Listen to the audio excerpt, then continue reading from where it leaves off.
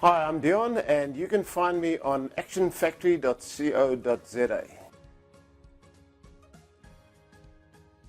Today I'm going to give you a short lesson on how the brain functions. It's not a huge amount of detail, just to give you a summary of basic understanding.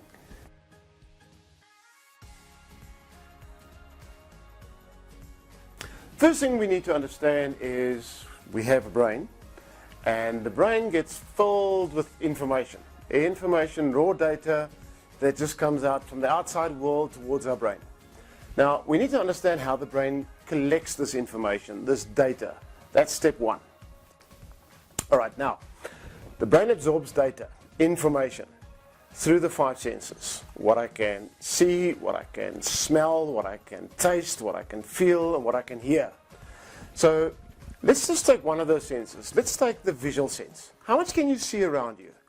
Look up, look down, just scan your eyes maybe around the room or the area. How many colors can you notice? How many shades of the same color can you notice? How many shapes can you see?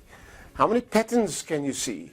How many hairs around people? If you're in a shopping center and you're walking down the aisles and seeing all the shop windows, how much data are you actually seeing? If you're in nature walking along a beautiful river and seeing beautiful trees, how much raw data is your eyes actually taking in? Now imagine just for a moment that your eyes, your ears, your nose, your mouth, and your sensory touch is always busy gathering information every second, every day. The amount of information that is around us that our brain can absorb is a huge amount of data. Now, scientists say that the amount of data that the brain gets bombarded with can be measured. And they measure it, but they come up with a variety of different numbers, anything between 20 right up to about 40 billion bits of data per second. The number is less important than the concept. The concept is there's a huge amount of information on the outside world that is coming towards our brain through our five senses. And that's the principle I want you to understand here. Now, let's look at it from a completely different angle.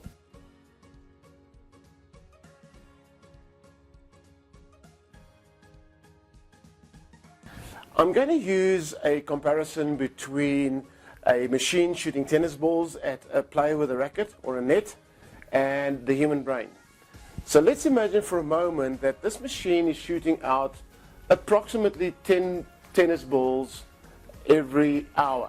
How many of those tennis balls do you think, if you had a fair-sized net, you should be able to catch? Probably most of them.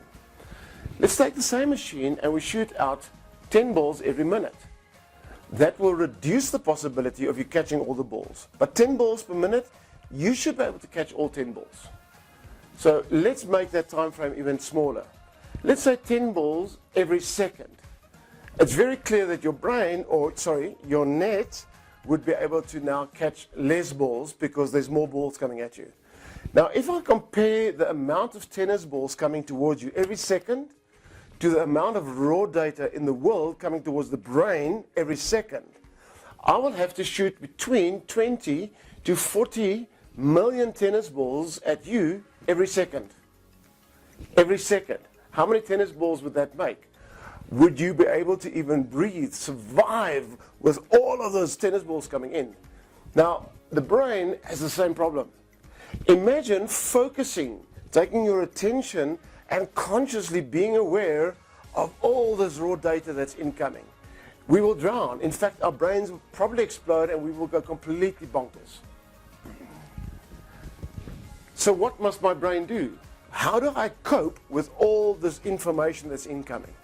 Well, what my mind does is basically three things, three pillars to the brain's functionality with all of this raw data around it. The three pillars are deletion, distortion, and generalization. And let me explain each to you right now. Let's start off with deletion. Have you ever read a book and really enjoyed the book, and all of a sudden you notice that you've got no idea what you're reading, and you have to page a couple of pages back?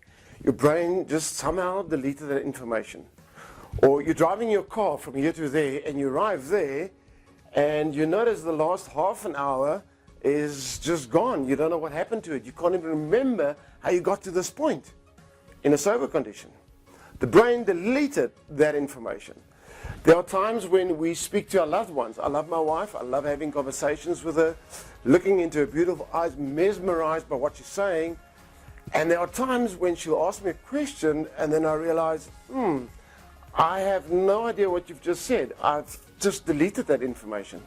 In fact, since the start of this video, you've deleted a lot of information. You cannot repeat back to me word for word what I've said. The brain is constantly busy deleting information. There are times when we see a movement. There are times when things are in our blind spot. There are times when something is right in front of us and we don't see it. If you drive a vehicle, you'll know there's a reason we call an accident. And it's usually because someone did not see the other person. We walk into things, we bump into things. Our visual sense, our auditory sense, our kinesthetic sense, our touch, our smell, our taste, our palate, everything is busy getting in data, but it's constantly busy deleting a huge amount of this data. Now, what we need to understand about this deletion is when we communicate with others, there is a deletion process happening. In other words, if I'm explaining something to you, then your brain doesn't really have much of a choice but to delete information. The question is, does it sometimes delete what I say? And yes, it does. You see, as people, we often speak to others and we expect them to listen. And if they don't, we even get a little bit upset. And we say nasty things to them, like, and what I'm saying not important enough, or open your ears, or start listening. And we give instructions to our staff, and loved ones in relationships communicate. And we have to realize that sometimes there is that deletion process happening. So if what I am saying is so critically important that the other person must understand it, is the accountability of transferring that knowledge, that message, not on me as the speaker? And do I have the right to blame the other person? So that's an interesting concept, or one of the realities about one of the functions of the brain. It is deleting information. It deletes things that we don't hear, that we don't see. It deletes some of the raw data that's incoming. We don't have a choice. It's part of our natural existence, the natural functionality of the brain. If it wasn't there, we would go completely crazy. So let's allow people to delete. And if it's something we want to say that's really important, or transfer knowledge or image, let's ensure the other person gets it before we respond accordingly. The second function is distortion.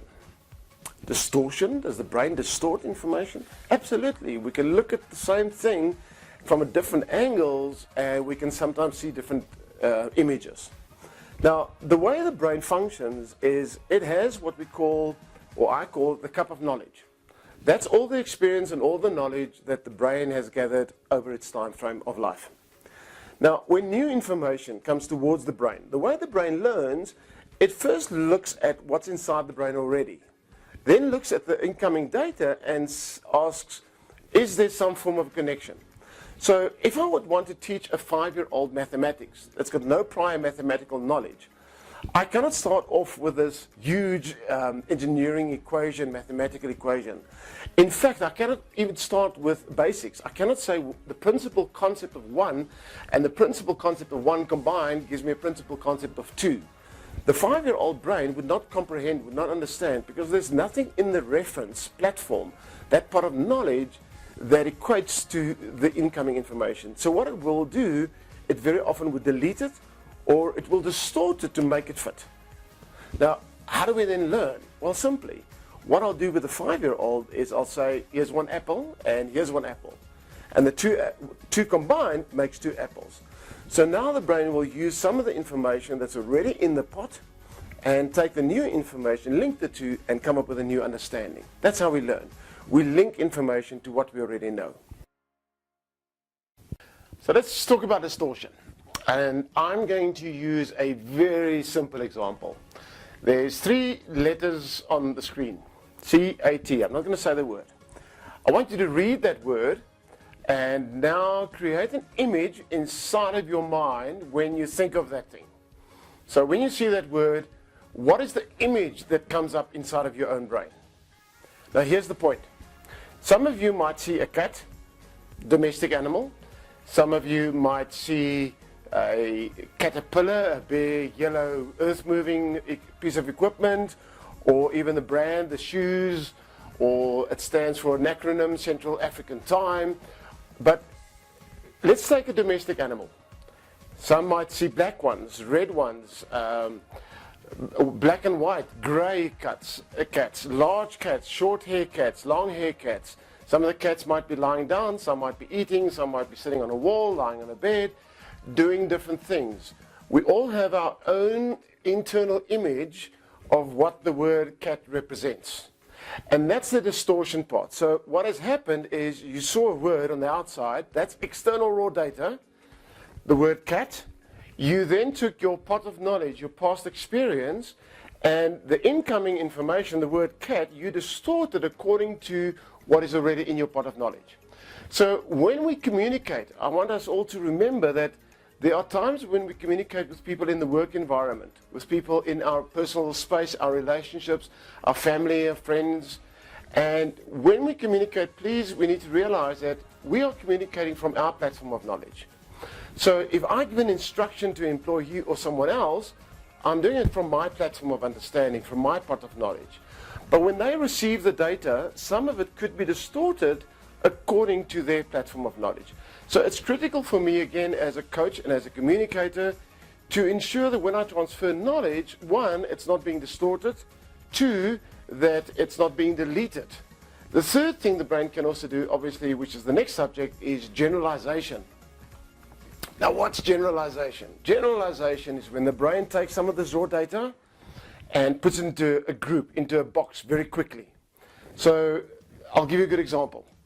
When you sit down on a chair, have you ever taken out a tape measure and a calculator to determine from engineering point if the chair you were sitting on could actually carry your weight? No. You look at the chair, make an assumption, and you sit down. So how do you know to make that assumption? Well, when you were about 2 years old and you started moving around and walking, you started sitting on things. Now, you probably sat on different things, maybe even a balloon or an empty tissue box, and it gave in. And then you sit on something that's strong, that has the capability of carrying your weight, and then it holds. And that's how the brain learns. It has patterns, and in that pattern, there's a consistency. So consistently, a certain item with this type of shape, that type of material, this type of look, consistently can carry my weight. Now, that program goes into the subconscious. So when I need to sit down, what my brain does, it just generalizes. It looks for the similarities, for the consistency in all the external or previous data. So again, it goes to my pot of knowledge and says, well, I've got similar stuff here, so I'll just put it into that box. So the brain groups information and it runs programs. Another good example of the generalization is how we learn behavior to make it unconscious, capable, habitual behavior. Like driving a motor vehicle. When we start to learn to drive a motor vehicle, we need to use our conscious thoughts. And it's very difficult to remember the clutch, the brake, the lever thingy, the mirrors, and everything else. But at some stage, it becomes a program, and it just runs automatically. That's part of the generalization functionality of the brain. So let's summarize. What we've learned so far is that as we go through life, we get bombarded with a huge amount of data, raw data, like 20, 40 million bits per second coming towards the brain. We know that if all of that data was consumed by the conscious, in other words, if we focused on it, we would just go completely bonkers. Our natural brain just would not be able to handle all of this incoming information. So it does three things. And it does it for self-preservation and for our own insaneness. It deletes, it distorts, and it generalizes. So now the brain can focus on a very small amount of information. Very similar to me now shooting only 10 balls through my tennis ball machine at you every second. If I only shoot 10 balls at you every second, you should catch most of them. But if I shoot 20 to 40 million balls every second, you'll get completely lost and confused. So the brain now takes all of this raw data through the deletion, distortion, generalization, makes it easier to comprehend, easier to cope with, and less that my conscious brain has to focus on. Now there's one secret in this world that very few people realize, and that is I can direct where my brain decides to focus. I can direct what my brain decides to either delete or not delete, what my brain wants to distort or not distort, what my brain wants to generalize or not generalize. Because if this happened just haphazardly, isn't it true that I'm not that in control of my life? So let's talk about this part of my brain that can decide how to delete, what to distort, and when to generalize. Now this magic part of my brain is simply called my arousal. Now yes, I know some of you go there when I talk about arousal. The concept of arousal is when the brain gets an idea, when it gets a thought, when it gets new information, new learning, it gets aroused. The neurons inside the brain start going crazy, and they want to constantly confirm that this information is correct and it's true. Now, even if I have internal dialogue, so even if I'm sitting and I'm talking to myself about certain things, what will happen is my brain will become aware of it, and it will start looking and focusing all over to scan and see, can I find more confirmation? A good example of this is when I buy a new motor vehicle. I get a new car. All of a sudden, I start seeing similar vehicles on the road. Or I change my style, my hairstyle, my clothing. All of a sudden, every second person is similar. Very often, people that get pregnant for the first time start noticing how many prams are out there and how many pregnant people are out there. It is because there's a new concept, there's new information, there's something in me that is now exciting me, and now my brain is aroused and it starts looking for more and more and more of this information. Now, if I bought a new car, my brain is now aroused about this brand. I bought a new Audi quite recently, and I remember driving the road, the cars I saw were Audis, and I started to notice the different shapes. I started becoming more aware of the different shapes of the taillights on some of these cars. What I did do is I deleted a lot of the other makes. I distorted a lot of the cars and just put them into generalized boxes. So my arousal was focused on Audi, and that was the brand that I was seeing constantly and more of. Now, here's the secret. If I am focused on things that are going well in my life, if I'm focused on my successes, my achievements, my good decisions, my capabilities, my skills, my talents, my gifts, what I start to notice in the world around me is more of it, because I'm deleting, distorting, and I'm generalizing a lot of the other information. The flip side is also true. If my arousal is focused on my weaknesses, the mistakes I make, the things I say that come out wrong, the things I do that don't give me the results, the failures in my life, the rejection, the heartache, and the sadness, and the depression, then my arousal will still be stimulated, and it will still go out looking for the same stuff. And in fact, what it does, it looks until it finds. It will delete, distort, and generalize information to ensure that it's confirming that the information that's already inside of my brain is the correct information. So here's the thought I want to leave you with. What if you started to practice today to start to focus your awareness, your attention on those beautiful, amazing things in life, to start focusing on the positive things your loved ones do for you, focusing it on the way you communicate, the way we transfer what is important to us to those around us, focusing on the awareness that the people around us will very often distort, delete, and generalize information, and not judge on the surface of what we see, but to really try and understand better, communicate better, and live a happier lifestyle.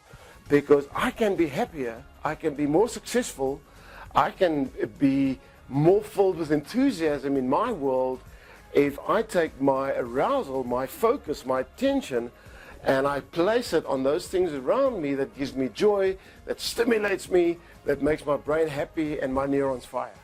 That's one of the reasons why inspirational speakers would say, surround yourself with successful people. Because if I'm surrounded by all of this information and I'm focused on that, I will start to gather more of that.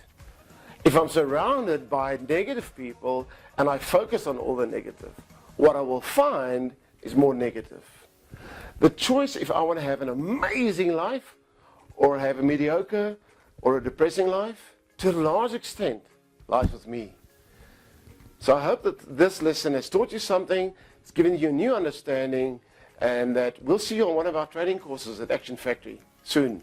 Thank you.